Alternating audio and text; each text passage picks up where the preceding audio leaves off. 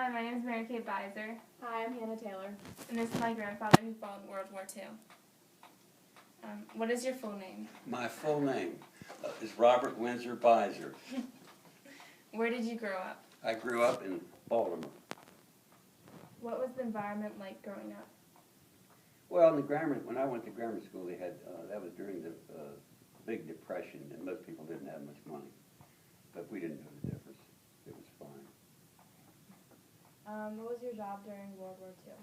I was a tail gunner in a B-26. What inspired you to join the Air Force? Well, at that time, I was in college, and it was a different time than it is now. Everyone was very patriotic, and in Maryland, they had compulsory ROTC. And most of the I was in the ROTC too, but most of the boys either went in the Army, but a group of us went into the Army Air Corps, and I was one of those. What Air Forces did you fly for? The 9th Air Force. What types of planes did you fly in? Martin, flew in a Martin B-26, a medium bomber, which was made here in Baltimore. What was the size of it? It was a twin-engine, they called them at that time a medium bomber. Now, the heavy bombers were the ones that, the Flying Fortresses, which were 4 engines, but ours was a low-altitude medium bomber. What was the mileage of the planes? What was the what? The mileage. What was the mileage?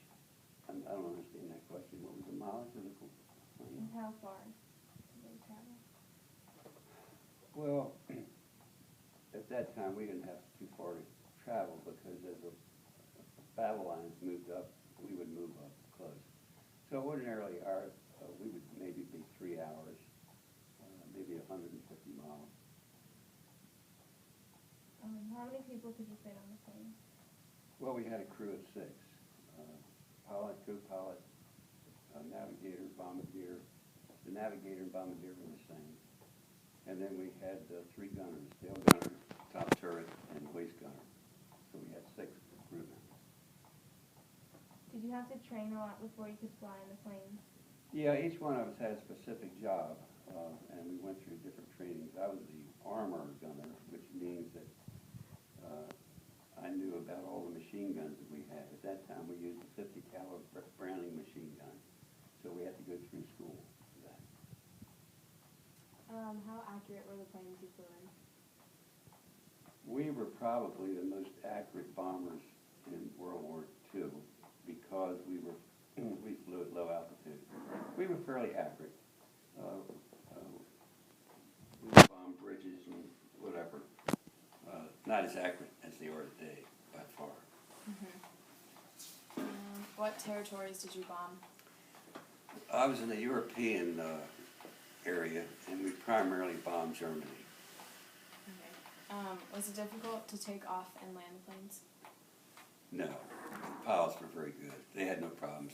Well, no, they didn't have any problems, but the planes, they were similar to our transport planes today. They were all propeller-type planes, and they were normal takeoff and landing. What changes in the U.S. planes do you think were helpful to the war?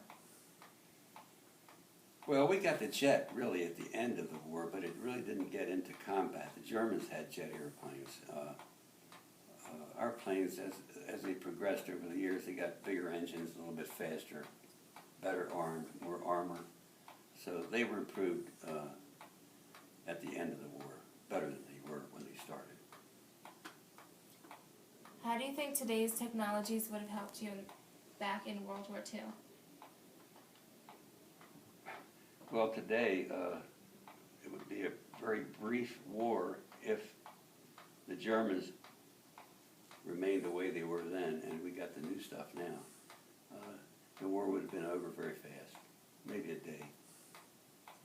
What are the advantages and disadvantages versus bomber planes and drones? Well, a drone airplane, number one, it doesn't have any human people on it. Also, it's very accurate today. And they can control them sitting in a desk. And that's probably the way to fight a war, sitting in a desk. Do you think the new advancements we have now could have helped you in World War II?